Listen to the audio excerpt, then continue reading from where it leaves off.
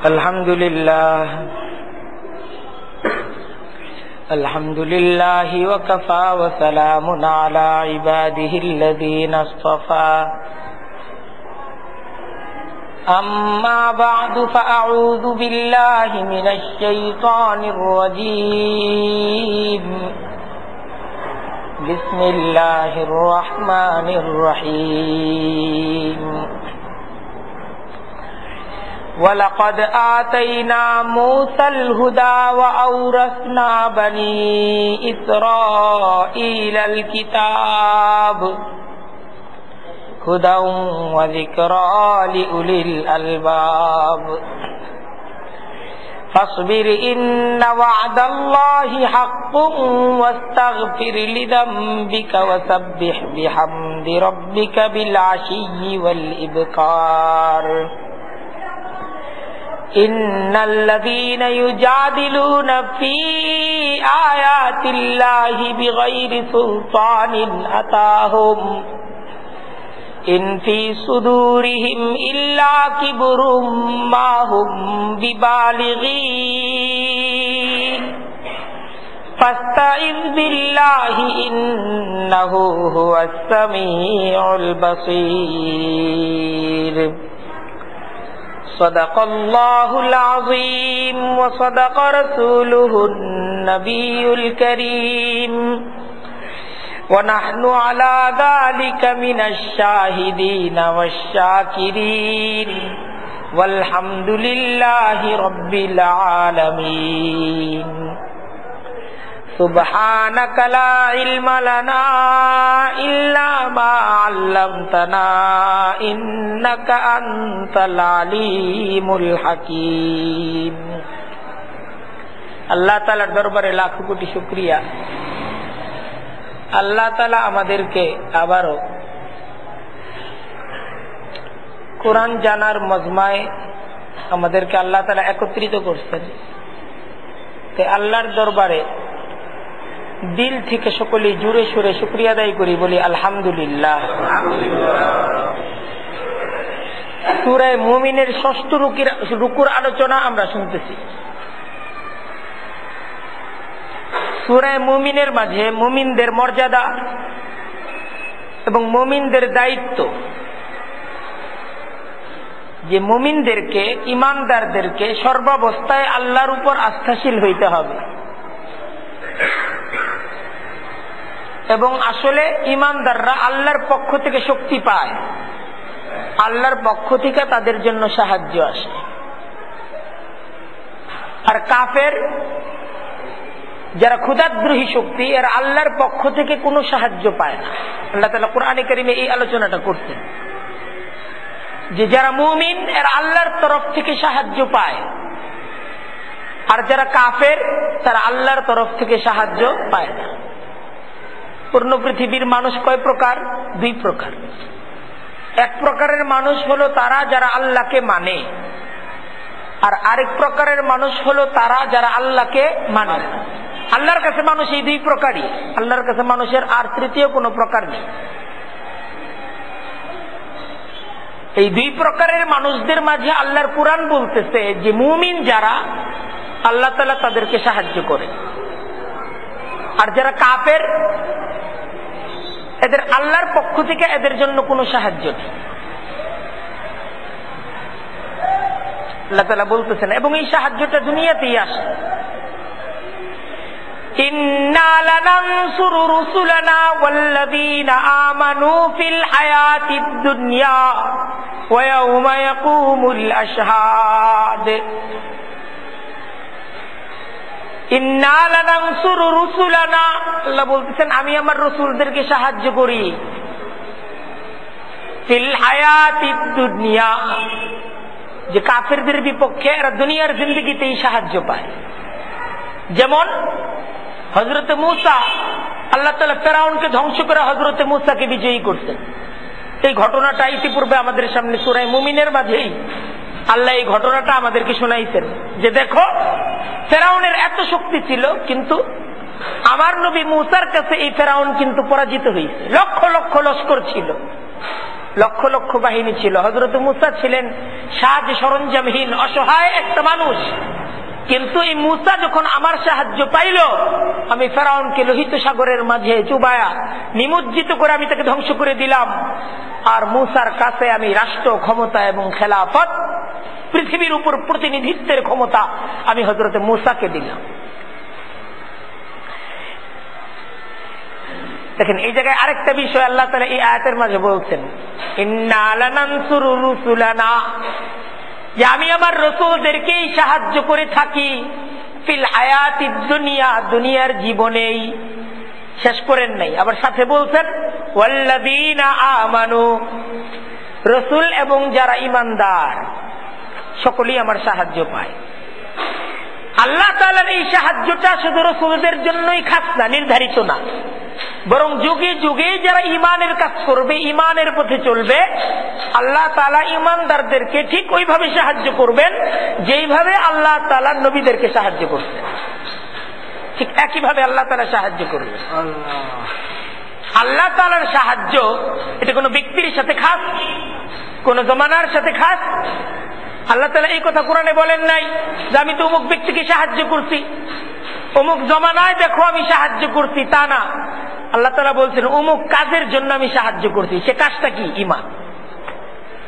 আল্লাহ তাআলার ওয়াদা কোনো ব্যক্তির সাথে খাস না, আল্লাহ তাআলার ওয়াদা কোনো জমানার সাথে নির্ধারিত না। যেহেতু ওইটা নবীর জমানা ছিল, তিনি তো নবী ছিলেন, ওই জমানাটা সাহাবায়ে কেরামদের জমানা ছিল, তারা তো নবীর সাহাবায়ে কেরাম ছিলেন, তাই তাদের জন্য আল্লাহর রহমত, আল্লাহর দয়া, তাদের জন্য আল্লাহর প্রতিশ্রুতি, আল্লাহর ওয়াদা, এটা তাদের জন্য ঠিক ওইভাবে ছিল। আমরা তো নবী না, আমরা তো নবীর সাহাবী না, আমরা কি ঠিক ওইভাবে আল্লাহর সাহায্য পাবো কিনা এই ব্যাপারে সন্দেহ পোষণ করার কোনো অবকাশ আছে? নাই।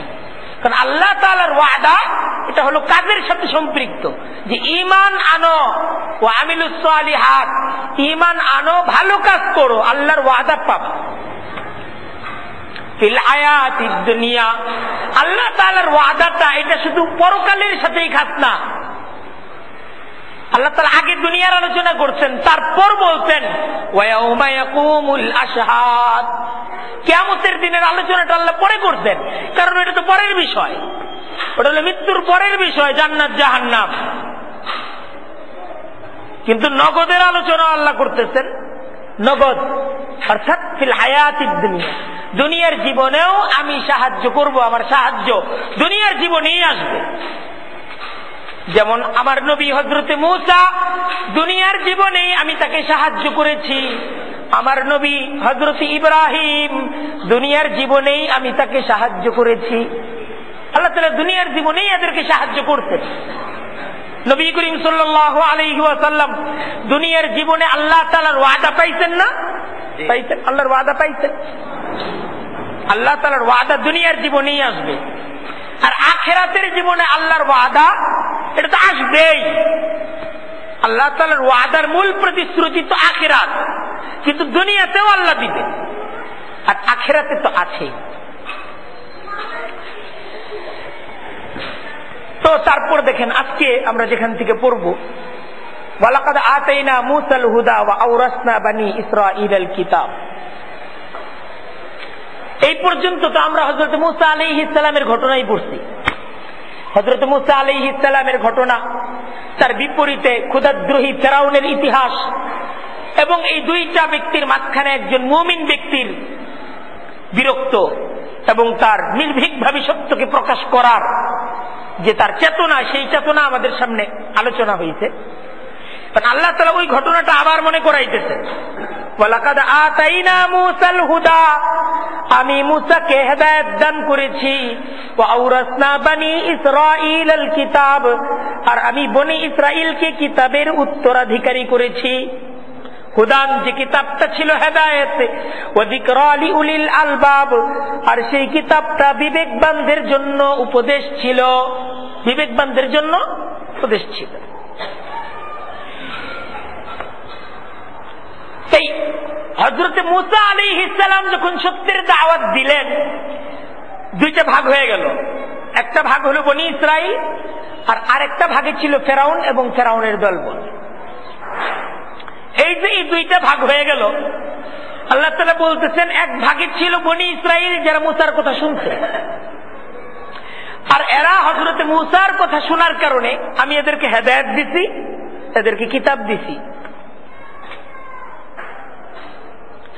এদেরকে আমি জমিনের মাঝে খেলাফত দিছি। আর আরেকটা পক্ষ ছিল ফেরাউন, হযরত মুসা আলাইহিস সালামের দাওয়াতটাকে সে গ্রহণ করে নাই। এই ফেরাউন থেকে আমি খেলাফত, রাষ্ট্র ক্ষমতাকে কেড়ে নিয়েছি। ফেরাউন তার শক্তি ছিল, অসহায় ছিল না। সে যদি আমার হুকুম মানত আরো শক্তিশালী হইত। আমার হুকুমকে না মানার কারণে তার সমস্ত শক্তি সহ আমি তাকে ধ্বংস করে দিই, সমস্ত শক্তি সহ আমি তাকে ধ্বংস করে দিই। কারণ সে হেদায়েতকে গ্রহণ করে নাই। শক্তিশালী ছিল, সে হেদায়েতকে গ্রহণ করে নাই, আমি তাকে দুর্বল করে দিই। আর দুর্বল বনি ইসরাইল হেদায়েতকে গ্রহণ করার কারণে আমি তাদেরকে কি করে দিচ্ছি? শক্তিশালী করে দিই। দেখেন, আসল শক্তি হল ইমানের শক্তি। হযরত মুসা যে ফেরাউনের সাথে জয়ী হয়েছেন, শক্তিটা কিসের শক্তি ছিল? ইমানের শক্তি।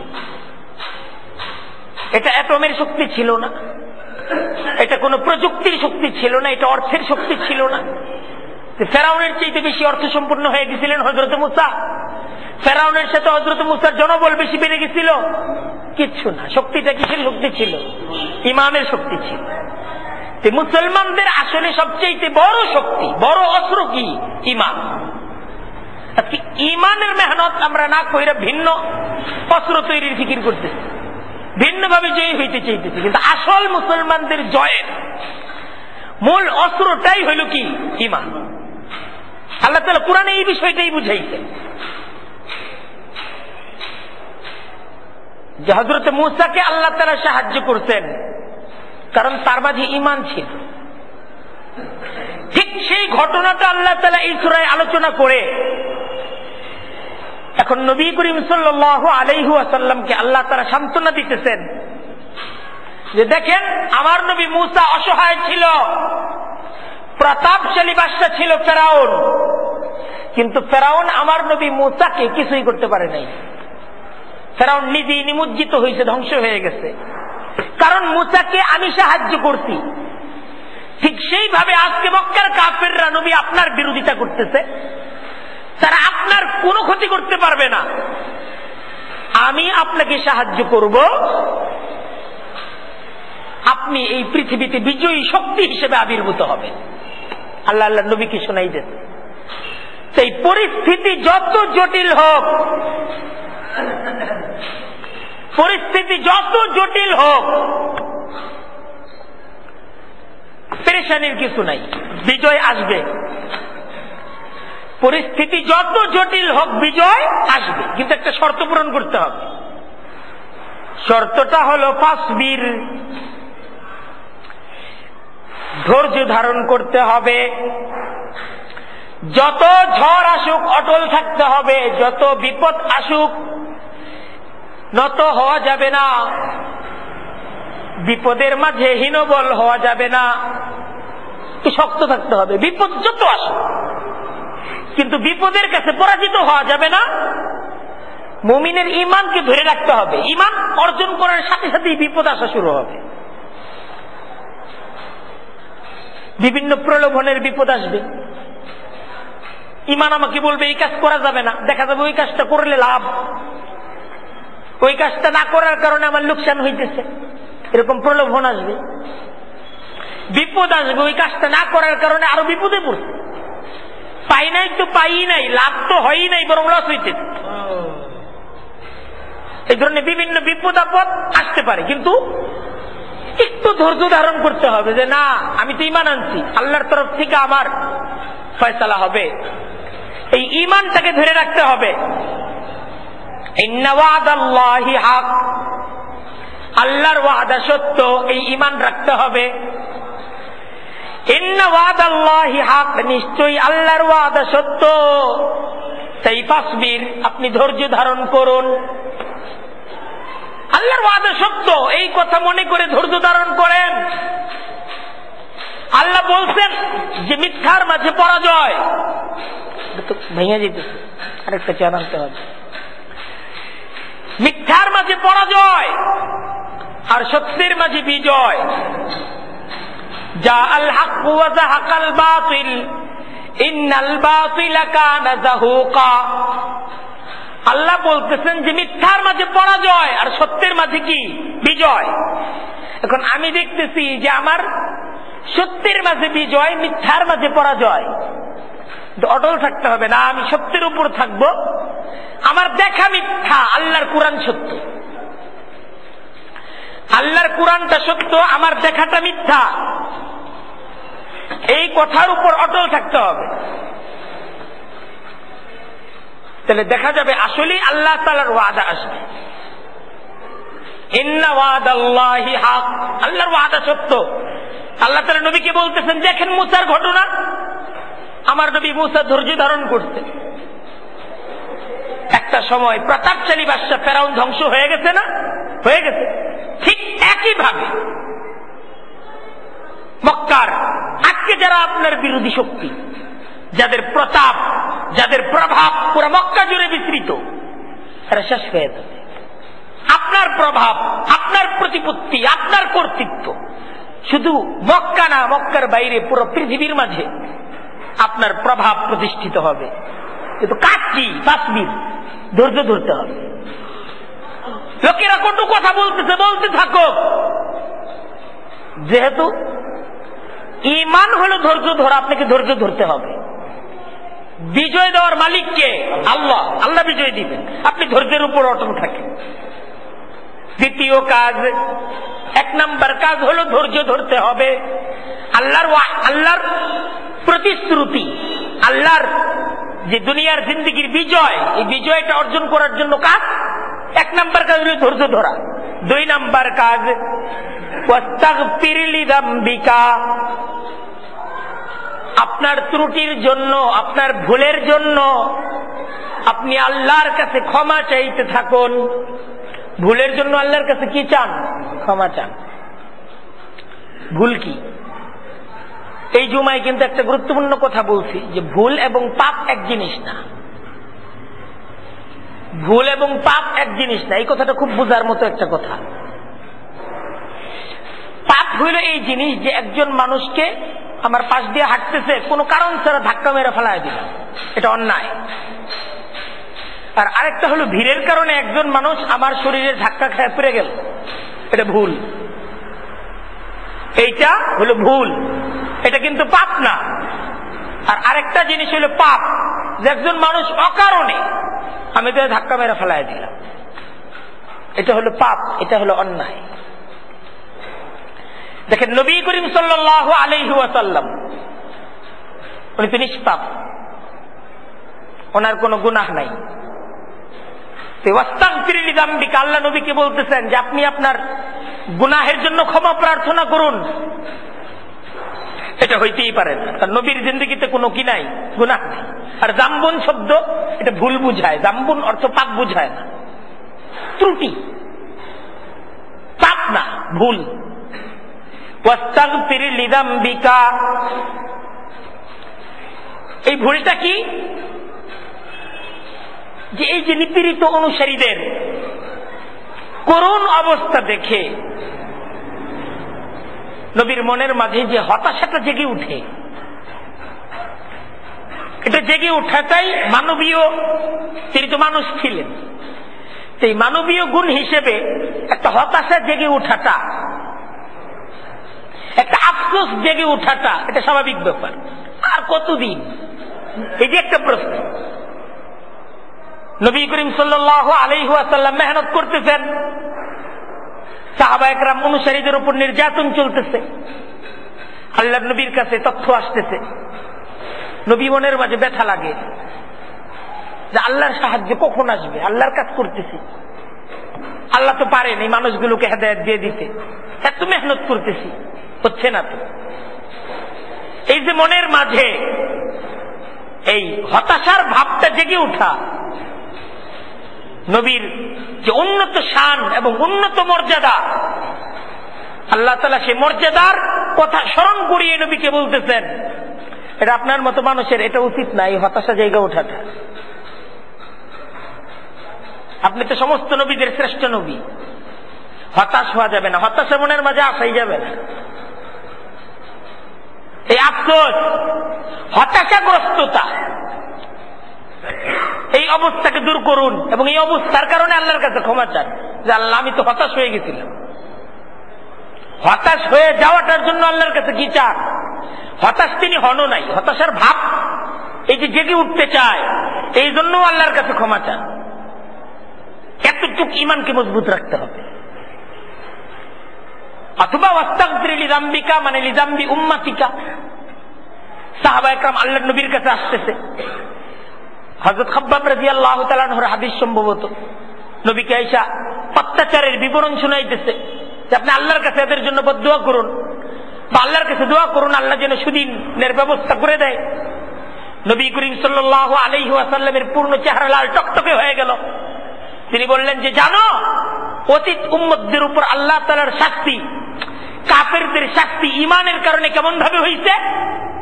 ঈমান আনার কারণে উত্তপ্ত লোহা দ্বারা, উত্তপ্ত লোহার চিরুনি দ্বারা তাদের গুস্তকে শরীর থেকে এরকম ভাবে কেটে কেটে শরীর থেকে গুস্ত আলাদা করে ফেলা হয়েছে।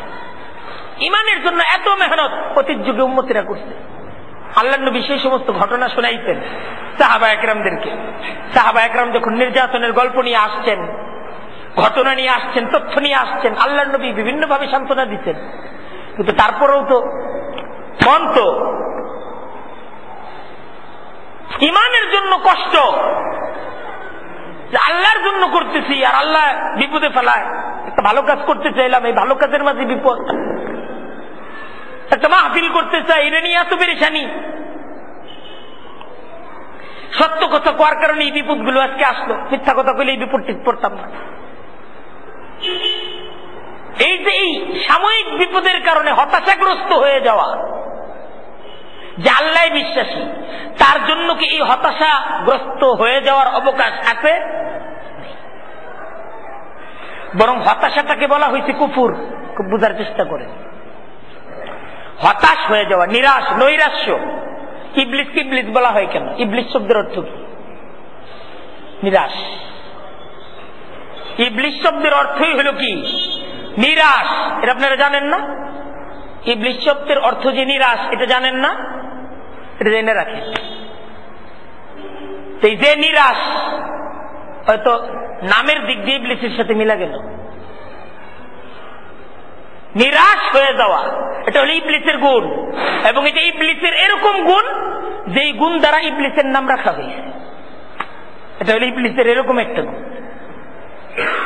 মুমিনের ঈমান তো তাকে কোনো অবস্থাতে হতাশ হওয়ার সুযোগই দেয় না, কারণ সে তো আল্লাহর উপর আস্থাশীল। আর আল্লাহর জন্য কোনো কিছু অসম্ভব, তাহলে হতাশ হবে কেন সে? যদি এরকম কোন সত্তায় বিশ্বাসী হইতো যে করতেও পারে নাও করতে পারে, যার করার ক্ষমতা আছে, না করার ক্ষমতা আছে, চাইলে যখন হচ্ছে না তখন তার হতাশ হওয়ার অবকাশ আছে। কিন্তু যে আল্লাহ বিশ্বাসী, সে হতাশ কিভাবে হয়? সুযোগ আছে? সুযোগই নেই। তাই হতাশ হওয়া যাবে না।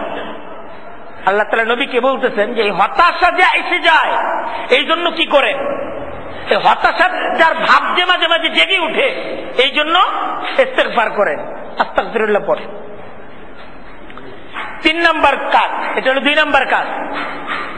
তৃতীয় কাজ, ওয়াসাব্বিহ বিহামদি রাব্বিকা বিল আশিয়্যি ওয়াল ইবকার। ওয়াসাব্বিহ বিহামদি রাব্বিকা, আপনার প্রভুর প্রশংসার সাথে তাসবিহ পাঠ করুন। বিল আশিয়্যি ওয়াল ইবকার, বিকালে ও সকালে। সকাল বিকাল আপনার প্রভুর তাসবিহ পাঠ করুন, তার পবিত্রতা বর্ণনা করুন। যেখানে তাসবিহ পাঠ করা, আল্লাহ তাআলার পবিত্রতা বর্ণনা করা, সকালে কিছুক্ষণ আল্লাহর গুণাবলীর আলোচনা করা, বিকালে কিছুক্ষণ আল্লাহর গুণাবলীর আলোচনা করা, সব আল্লাহ করেন।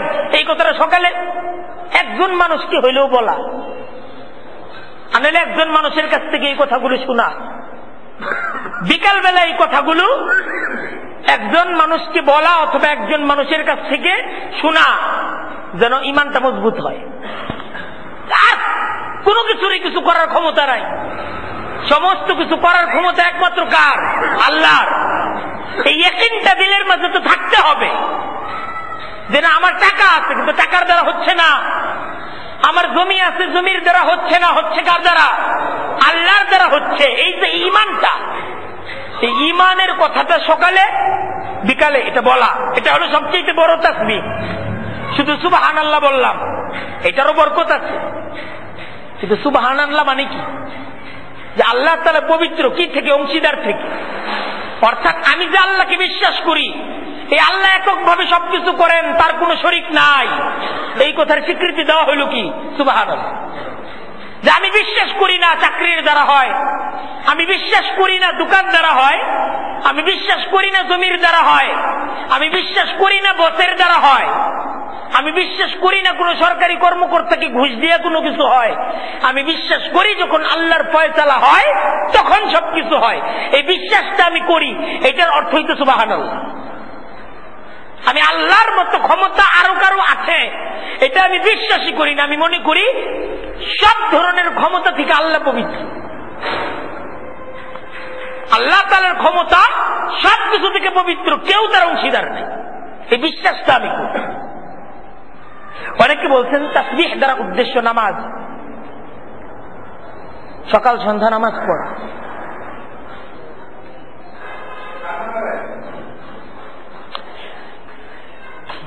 তাসবিহটাকে অনেকে বলছে এটা এরকম একটা কাজ, এই তাসবিহ দ্বারা সকালে একবার যারা তাসবিহ পড়বে, সন্ধ্যায় যারা একবার তাসবিহ পড়বে, তো এইটা তাদের আল্লাহর পথে চলার শক্তি অর্জন হবে এটার দ্বারা। এটা হলো চার্জ,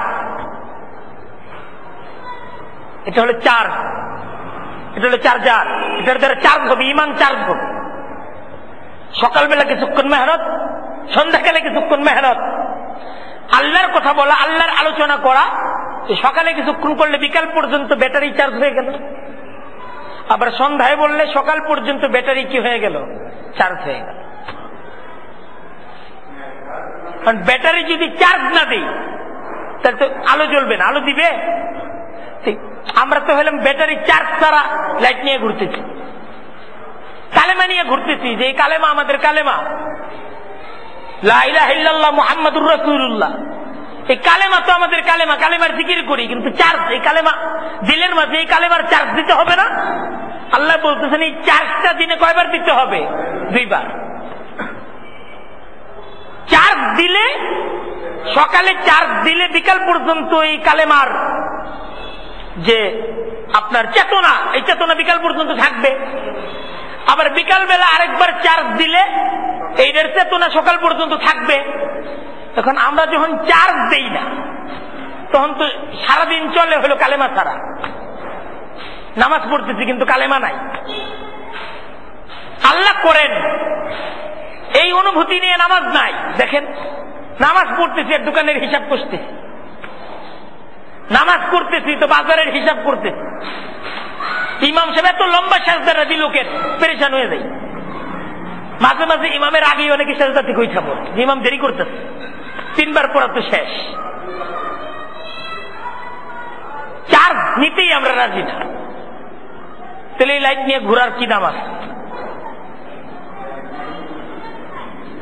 এটা আমি এই ব্যাটারি নিয়ে ঘোরার দাম কি? চার্জ করার ব্যাটারি পকেটে থাকলে লাভ আছে?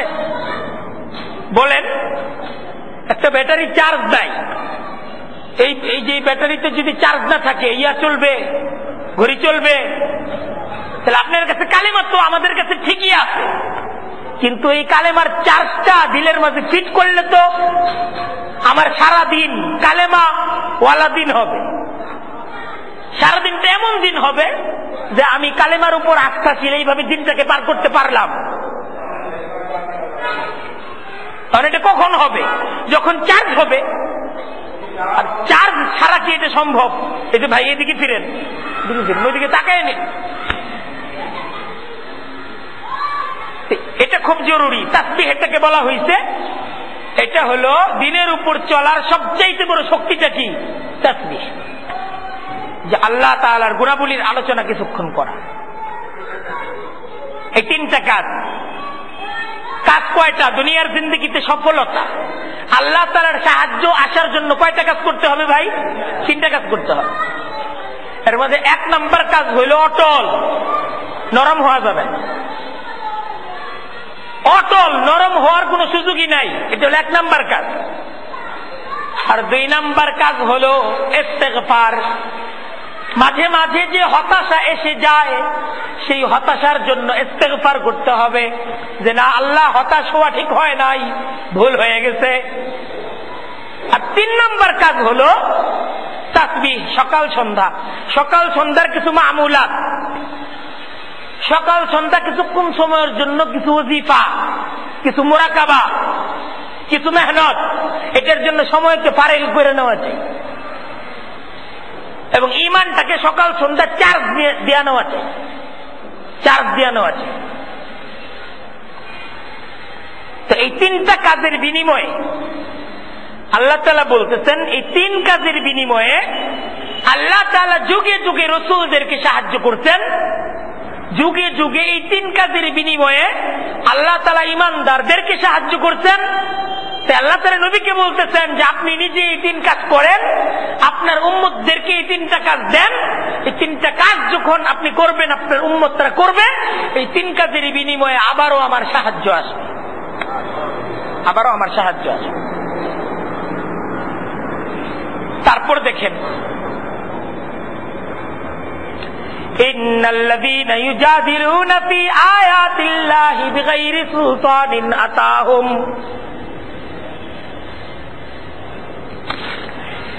ইন ফী সুদুরিহিম ইল্লা কিবরুম মা হুম বিবালিগিহি ফাস্তাইয বিল্লাহ ইন্নাহু হুয়াস সামিউল বাসীর।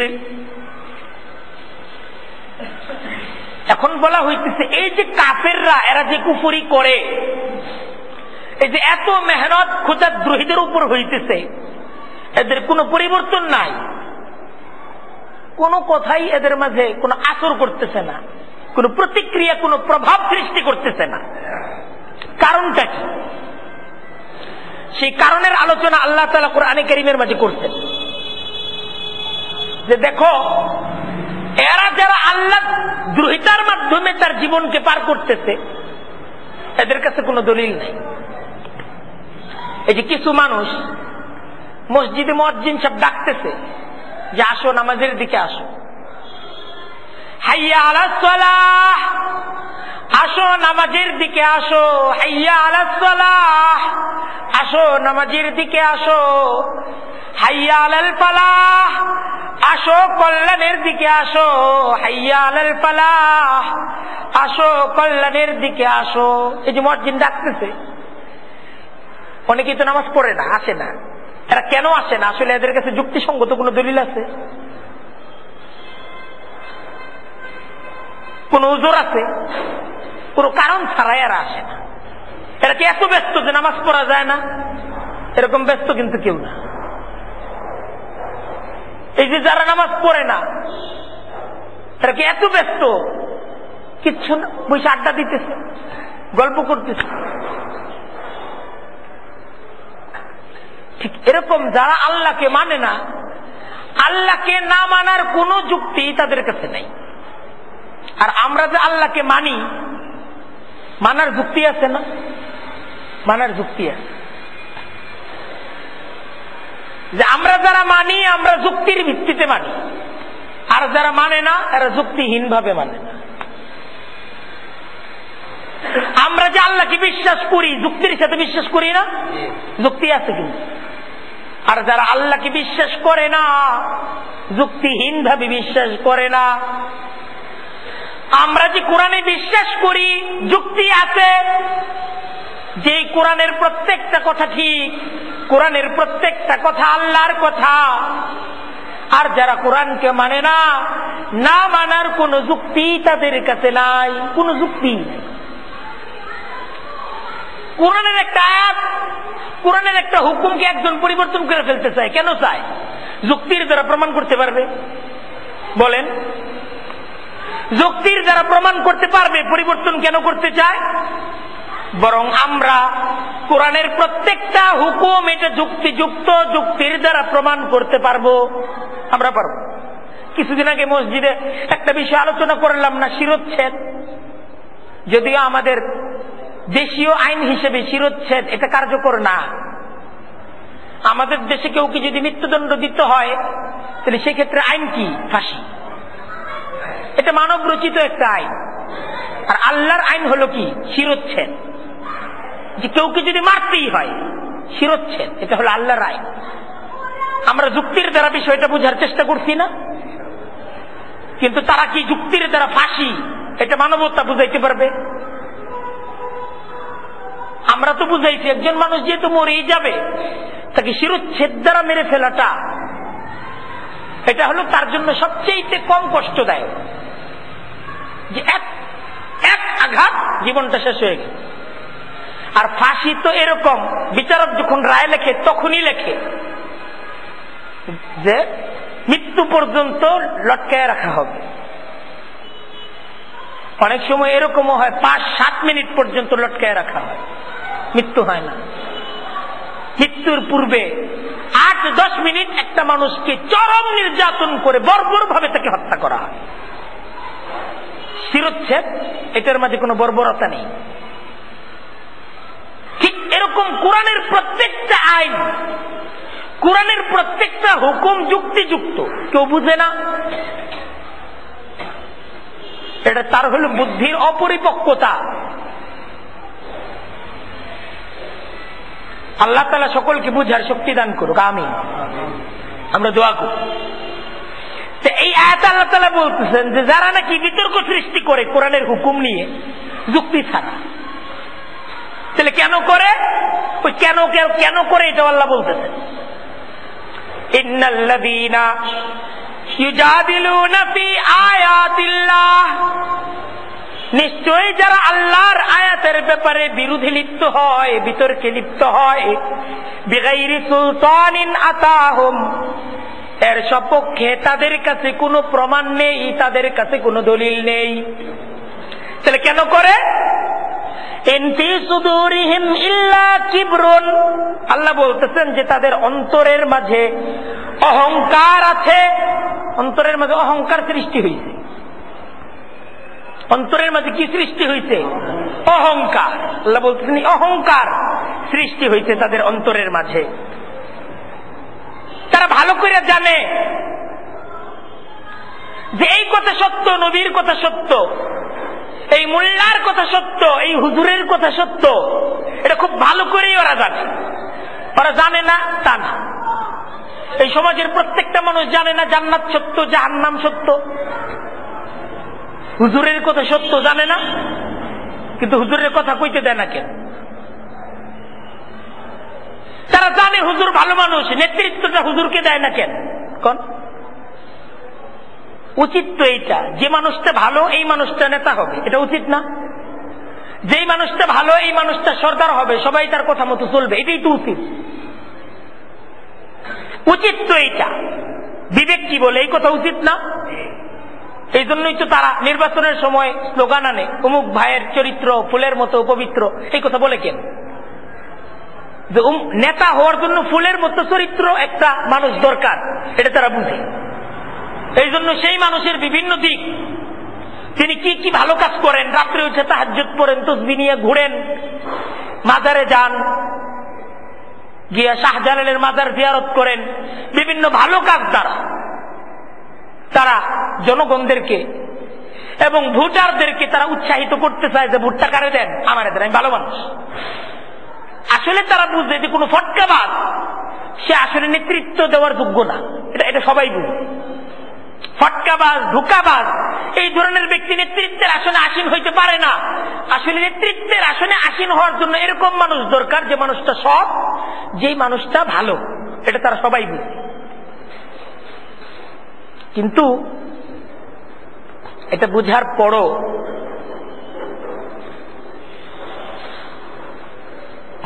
তারা এই ভালো মানুষদেরকে নেতৃত্ব দিতে চায় না। এটার কারণ হইল এই মানুষটা নেতা হয়ে গেলে তো আমি কর্মী হয়ে গেলাম, আমার সরদারিতে থাকতেছে না। মুহাম্মদুর রাসূলুল্লাহ যে ভালো মানুষ মক্কার প্রত্যেকটা মানুষ জানে না? আবু জেহেল জানে না? আবু লাহাব জানে না? উতবা, শাইবা, রবিআ এরা সবাই জানে না এই মানুষটা ভালো মানুষ? এটা জানে তো। যাবতীয় ফটকাবাজরা জানে, যাবতীয় দুর্নীতিবাজরা জানে যে যেই মানুষগুলো নামাজ পড়ে, যেই মানুষগুলো মসজিদে আসে, এই মানুষগুলোই আসলে সমাজের ভালো মানুষ। যে মানুষটা মসজিদে আসে, যে মানুষটা নামাজ পড়ে, হুজুরদের সাথে যে মানুষগুলোর মহব্বত, মসজিদে বসে যে মানুষগুলো মিটিং করে, এই মানুষগুলো রাস্তাঘাটে দাঁড়ায়া, মোড়ের সামনে দাঁড়ায় মেয়ে ঘরে টিটকারি দেয় না, এটা জানে না সমাজের প্রত্যেকটা মানুষ? আজ পর্যন্ত টুপি দাড়িওয়ালা কোন মানুষ, টুপি দাড়ি নিয়ে কিছু যুবক কোন রাস্তার সামনে দাঁড়ায়া পাঁচতলা বিল্ডিং এর জানলার মাঝে কোন মেয়েরে টিটকারি দিছে না, এই ধরনের কোন প্রমাণ? এত এত মিডিয়া সরব বাংলাদেশে, এই যে কালের কণ্ঠ, প্রথম আলো, সমকাল, শয়তানের মুখপাত্র পেপারের তো বাংলাদেশে অভাব নাই। এরা আজ পর্যন্ত এরকম একটা দলিল আনতে পারছে যে অমুক মসজিদের ইমাম জিনা করছে, অমুক মসজিদের ইমাম রাস্তায় দাঁড়ায় অমুক টিটকারি দিছে, মুখে খারাপ কথা কইছে, এই ধরনের কোন প্রমাণ দিতে পারে? বা রাস্তার মধ্যে গুলি করছে কেউ রে, ইমাম সে হত্যা মামলার আসামি। বাংলাদেশে এই ধরনের একটা হত্যা মামলা যে এক মসজিদের ইমাম, মসজিদের ইমাম সাহেবদের সাথে কমিটির অনেক গোলমাল থাকে, কমিটির কেশিয়ার বা কমিটির সেক্রেটারি গুলি করছে কোন মসজিদের ইমাম। ওরাও তো মানুষ, ওরা খেইপা টেইপা গুলি করতে পারে না, আজ পর্যন্ত করছে এরকম একটা মামলা বাংলাদেশের কোন থানার মাঝে আছে? বাংলাদেশের কোন থানায় কিন্তু এরকম কোন মামলা নাই, আমার এই পর্যন্ত কোন পেপার পত্রিকায় দেখি নাই এই ধরনের কোন মামলা হয়েছে। কিন্তু তারপর এই সমস্ত হুজুররাই যাবতীয় অনৈতিক কাজের মাঝে লিপ্ত। এই কথাগুলো সমাজের কিছু ফটকাবাজরা কয় না? ওরা নিজেরাই এই ধরনের কর্মকাণ্ডের মাঝে প্রতিনিয়ত লিপ্ত, কিন্তু এটা দুষ্টা চাপাইতেছে কাদের উপর? আলেম সমাজের উপর। এটা কেন চাপায়? আসলে ওরা মিথ্যাবাদী, ওরা হইল সমাজের মাঝে কুচক্রী মহল।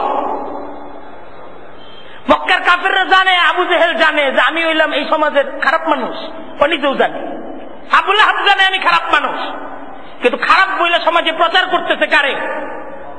মুহাম্মদুর রাসূলুল্লাহ। খারাপ বইলে প্রচার করতেছে, এবং এরকম ভাবে প্রচার করতেছে যে প্রচারের একটা মুহূর্তে তারা সিদ্ধান্ত নিল এটা মেরেই ফেলতে হবে, আর নাহলে এই সমাজ পবিত্র হবে না।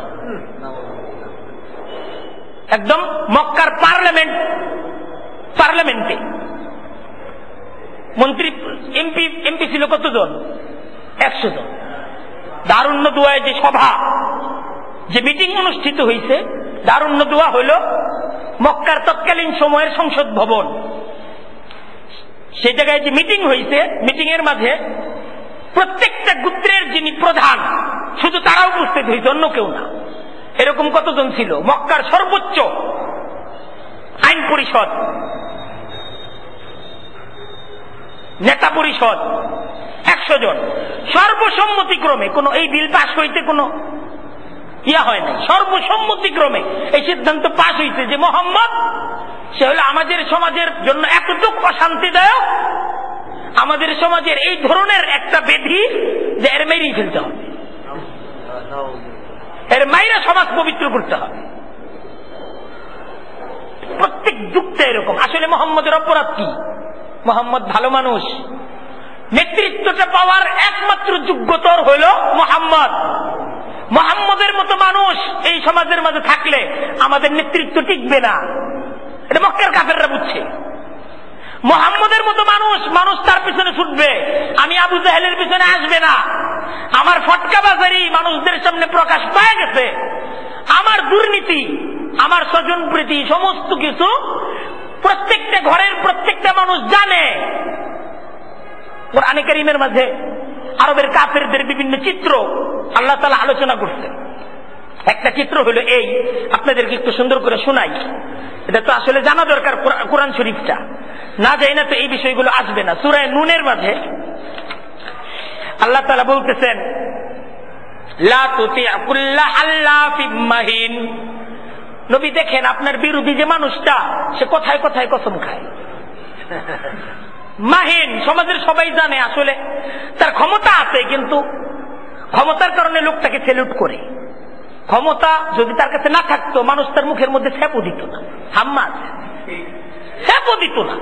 মানুষ নিজের ছ্যাপটারেও ওর মুখে মারার চাইতে আমি মনে করি যে এটা ডাস্টবিনে ফেলা উচিত, কিন্তু ওর মুখে দেওয়া উচিত না।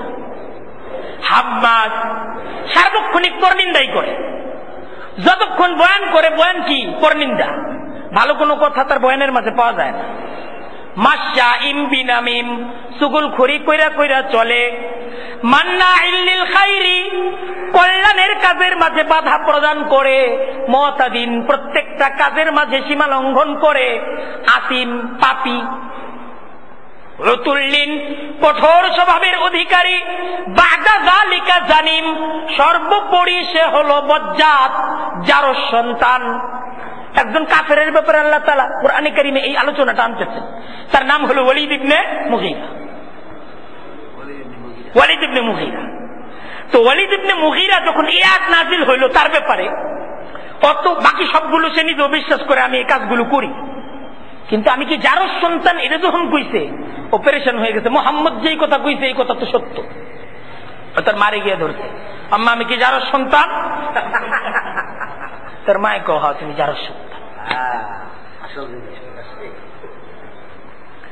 বাকি সবগুলো আমি যে বিশ্বাস করি। দেখেন মানে কোরআনের বিষয়টা, কোন সমস্ত লোকরা মুহাম্মদুর রাসূলুল্লাহকে হত্যা করার সিদ্ধান্ত গ্রহণ করলো, সমাজকে শান্তি, সমাজের মাঝে শান্তি সমৃদ্ধির জন্য কোন সমস্ত লোকেরা মুহাম্মদকে হত্যার চক্রান্ত করলো, দেখেন ওই মানুষগুলোর গুণাবলী। এবং এরকম গুণ উনি যেও জানে এই গুণটা আমার মাঝে আছে, আমি এই কাজগুলো করি। কথায় কথায় কসম খাই, কথায় কথায় কসম খায় বলি এই করুম সেই করুম, আসলে সব মিথ্যা, ভুয়া। তাই ছিল মক্কার এক নেতা ওয়ালিদ ইবনে মুগীরা। আসলে এরকম এক নেতা কথায় কথায় কসম খায় কইতো, মানে বর্তমান আমাদের আধুনিক সংস্করণে হইল কি বলে এটাকে, ওই যে বিভিন্ন ইয়া দেয় না, না যে অফার দেয় না, প্রতিশ্রুতি। কসম খাওয়া মানে প্রতিশ্রুতি দেওয়া, এই করে দিব সেই করে দিব, এই করম সেই করম, আসলে কিছুই না। মাহিন, আসলে লোকগুলোর কাছে ওর কোনো দাম নাই, ওর কথা সবাই বুঝে, ও এটা কইতেই পারে, এটাও সবাই জানে। হাম্মাদ, ওই যে হাম্মাদ, হাম্মাদ মানে পরনিন্দা। পরনিন্দাই হইল তার মুখের ভাষা, আর কিচ্ছু না।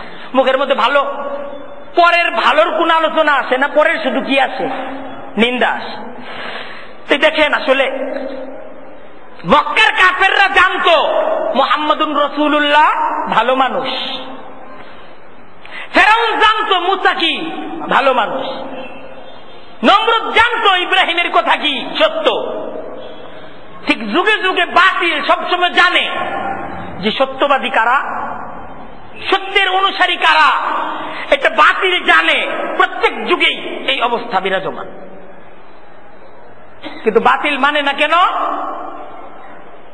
যে ভালো মানুষ নেতৃত্বের আসনে চলে যাবে, এটা হলো বাতিলের সমস্যাটা, হলো এই জায়গায় যে ভালো মানুষ নেতৃত্বের আসনে চলে যাবে, এটা হলো বাতিলের সবচেয়ে বড় পেরেশানি। তো ওই মানুষ ভালো ঠিক আছে, কিন্তু নেতৃত্বটা মানতে কষ্ট, কারণ সরদারির একটা আলাদা মজা। ও ভালো দিকে আমি আমার সরদারি ছেড়ে দিব। ভালো মানুষ মসজিদে পড়ে থাকবো, নামাজ পড়বো, রোজা করবো, ঠিক আছে, আমরা মাঝে মাঝে তার কাছ থেকে পানি পড়ান, কিন্তু ভালো মানুষ উনি সরদারি করবো কে?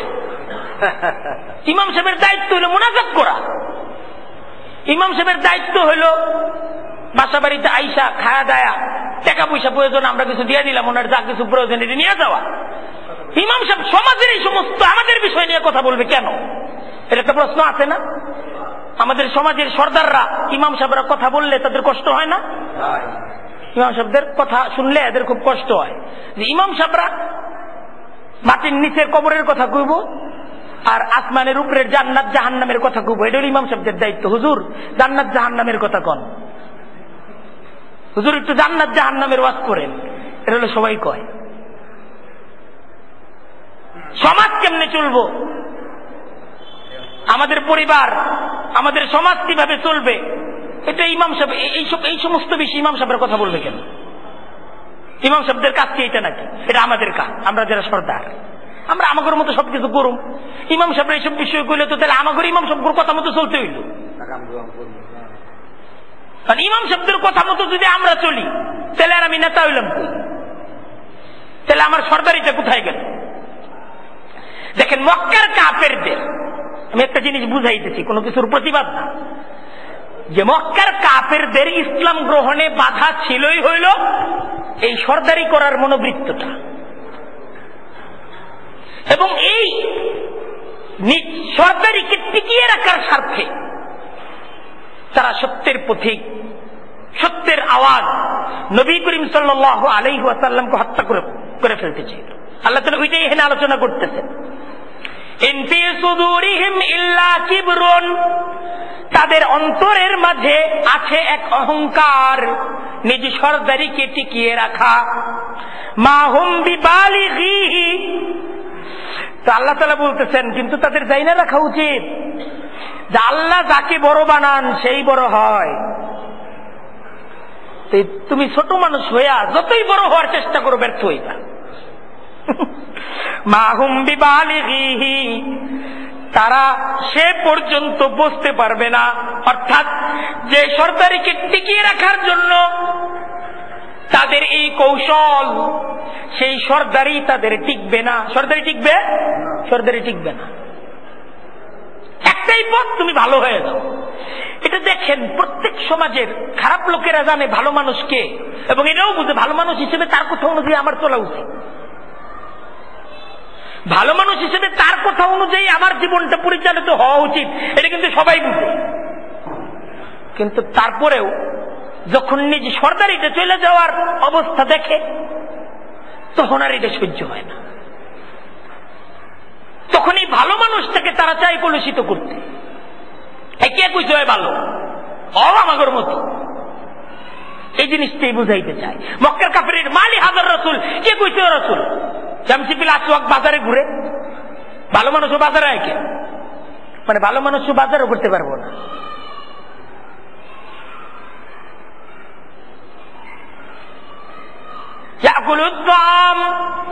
সে আমাদের মতোই খাবার খায়, ইয়ামশি ফিল আসওয়াক, সেও বাজারে যায়,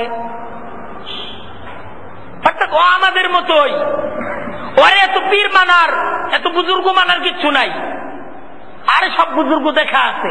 বুজুর্গ কেউ যদি শুনে যে ওই লোকটা খুব ভালো, এটা শুনলেই দেখবেন কিছু মানুষ জেলে উঠে, যে অমুক ইমাম সাহেবটা ভালো, অমুক খতিব সাহেবটা ভালো, এটা শুনলেই কিছু মানুষ খেপা উঠে। অমুক ভালো মানুষ, এই নামটা শুনতেই ইচ্ছা হয় না, সাথে সাথে বিচার কথা কয়ে দেয়। আমি আমার সামনে অন্যের ভালোর তুমি উচ্চারণটা করলা কেন? আমি ফটকা বাজারে যাই হই, আমার ভালোর কথা প্রচার করতে থাকো। এই জন্য কিছু পয়সা করি, কিছু দাওয়াত টাওয়াত প্রয়োজনে দিতে রাজি আছে তারা। ফাস্তাইয বিল্লাহ, আল্লাহ নবীকে বলতেছেন এদের কাছে কোনো যুক্তি নাই, এদের কাছে কোনো প্রমাণ নাই, একটা অহংকার, একটা দম্ভ, এটাকে টিকিয়ে রাখার জন্য তারা এই কাজটা করতেছে, এবং তাদের এই কাজটা কি হবে না, সফল হবে না। আল্লাহ বলতেছেন, নবীরে বলতেছেন এই ক্ষুধাগ্রহী শক্তি তাদের নেতৃত্ব, তাদের কর্তৃত্বকে টিকিয়ে রাখার জন্য ঈমানদারদের উপর হামলা করবে, কিন্তু তাদের কোনো হামলা টিকবে না, ব্যর্থ হবে। ফাস্তাইয বিল্লাহ, তারা আপনাকে কিছুই করতে পারবে না, আপনি আল্লাহর কাছে আশ্রয় চান। ঠিক, ফাস্তাইয বিল্লাহ, আপনি আল্লাহর কাছে আশ্রয় চান, তারা আপনার কিছুই করতে পারবে না। লা ইয়াদুররুকুম ইল্লা আযা, কোরআন শরীফের আরেক জায়গায় আল্লাহ বলতেছেন ওরা আপনাকে কোনো ক্ষতি তো করতে পারবেই না, সামান্য কিছু কষ্ট দিতে পারবে। লা ইয়াদুররুকুম ইল্লা আযা ওয়া ইয়ুকাতিলুকুম, যুদ্ধ করতে আসলে ইউআল্লুকুমুল আদবার, যুদ্ধ করতে আসলে দেখবেন ওই দৌড়াইতেছে, যুদ্ধ করেও পারবে না। আল্লাহ বলতেছেন আপনি যত শক্তিহীন হন, ওরা যদি যুদ্ধ করতে আসে আপনার কাছে ঈমান আছে তো যুদ্ধের ময়দানে ওরাই দৌড়াবে, আপনার দৌড়াইতে হবে না। ওরা তো মনে করতেছে যে যুদ্ধ করে শেষ করে ফেলাম, কিন্তু যুদ্ধের ময়দানে দৌড়াবে কারা?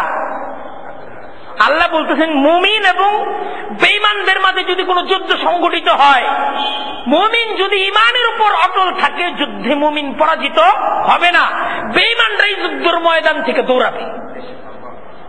দেখেন উহুদের ময়দান, মুসলমানরা সামান্য ভুলের কারণে আল্লাহ তাআলা মুসলমানদেরকে যুদ্ধের ময়দানে বিধ্বস্ত করে দিলেন। আল্লাহর নবীর একটা হুকুম, একটা কমান্ড, সামান্য কিছু সৈনিক মুজাহিদ আল্লাহর নবীর একটা কমান্ডকে শুধু মানে নাই। আল্লাহ তাআলা নবীর কথার গুরুত্ব দেখাইছে, আমিরের কথার গুরুত্ব দেখাইছেন যে দেখো আমিরের কথা অমান্য করার কারণে কি ভয়াবহ পরিস্থিতি তোমাদেরকে স্বীকার করতে হবে। যুদ্ধের মাঝে বলা যেতে পারে কাফেররা জয়ী হয়েছে, কিন্তু জয়ী হয়েও তারা কি করছে? দৌড়াইছে। যুদ্ধের ময়দান থেকে ওরা মুসলমানরা বিধ্বস্ত অবস্থায়, মুসলমানরা যুদ্ধের ময়দানে পরাজিত অবস্থায়, এই অবস্থার মাঝেও কাফেররা যুদ্ধের ময়দান থেকে ভাগছে। যুদ্ধের ময়দান থেকে কাফেররা ভাগছে, ভাইকে চইলে কি অর্ধেক রাস্তায় গিয়ে তারা চিন্তা করছে আমরা পলে এলাম কি, আমরা তো জয়ী হইতেছিলাম। অর্ধেক উহুদের যুদ্ধের ইতিহাস আমরা মসজিদে আলোচনা করব, ধারাবাহিক আলোচনা চলবে। রাসূলের মাদানী জীবনের আলোচনা যখন আসবে তখন উহুদের যুদ্ধের ইতিহাস আসবে, তখন বিস্তারিত এই বিষয়টা বুঝে আমরা আলোচনায় আনবো যে যুদ্ধের ময়দান থেকে ওরা মুসলমানদেরকে আহত নিহত অবস্থায় ফেলায়া নিজেরাই ভাবছে। অর্ধেক রাস্তা যাওয়ার পর ওরা চিন্তা করলো আবার আমরা যুদ্ধের ময়দান থেকে দৌড়ে আসলাম কেন, আমরা তো জয়ী হইতেছিলাম। আবার আসতে চাইছে, আবার তারা আসতে চাইছে। কিছুদের আসার পর আবার তাদের মাঝে ভয় সৃষ্টি হয়েছে, আবার আসতে আর পারেনি। এটা জোর কিসের জোর বলেন তো? ঈমানের জোর। আল্লাহ বলতেছেন ফাস্তাইজ বিল্লাহ, মুমিন যখন ঈমানের উপর অটল থাকবে কাফের তার কোনো ক্ষতি করতে পারবে না। মুমিনের দায়িত্ব হলো সকল পরিস্থিতিতে আল্লাহর আশ্রয় গ্রহণ করা। ফাস্তাইজ বিল্লাহ ইন্নাহু হুয়াস সামিউল বাসীর, ইন্নাহু হুয়াস সামি', আল্লাহ সর্বশ্রোতা। এই মুমিন তুমি জানো না আল্লাহ সব শুনেন? বাসীর, আল্লাহ সব দেখেন। এই বিশ্বাস তুমি করো না? যেহেতু তুমি বিশ্বাস করো আল্লাহ সব দেখেন, যেহেতু তুমি বিশ্বাস করো আল্লাহ সব জানেন, তাহলে আল্লাহর কাছে তুমি আশ্রয় গ্রহণ করে থাকো না, দেখো আল্লাহ তোমাকে কিভাবে সাহায্য করেন। আজকের আলোচনা এইটাই, যে পূর্ণাঙ্গ আলোচনা হযরত মূসা ফেরাউনের ইতিহাসকে সামনে রেখে আল্লাহ তাআলা আমাদেরকে মুমিনদেরকে যেই পয়গাম, যেই কর্মসূচি দিতে চান, সেই কর্মসূচি হলো কয়টা? তিনটা। একটা হলো অটল থাকতে হবে, দ্বিতীয় হইল ইস্তিগফার করতে হবে, হতাশ হওয়া যাবে না, তৃতীয় হইল আল্লাহ তাআলার তাসবিহ পড়তে হবে, চতুর্থ হইল আল্লাহ তাআলা এই আলোচনার পর চতুর্থ আরেকটা বিষয়কে বুঝাইছেন যে কাফেরদের কাছে কোনো যুক্তি নাই, ওদের কাছে আছে একটা দম্ভ, অহংকার। সেই অহংকারও টিকবে না। মুমিন তুমি আল্লাহর কাছে আশ্রয় গ্রহণ করো, আল্লাহর উপর আস্থাশীল হও। আল্লাহ সব দেখতেছেন, আল্লাহ সব জানেন। উপযুক্ত সময়ে আল্লাহ তাআলার মদদ তোমার পর্যন্ত পৌঁছবে। আল্লাহ তাআলা আমাদেরকে আল্লাহ তাআলার কোরআনের এই আহ্বান বুঝার এবং সেই অনুযায়ী আমল করার তৌফিক দান করুক। ওয়া আখিরু দাওয়ানা আলহামদুলিল্লাহি রাব্বিল আলামিন।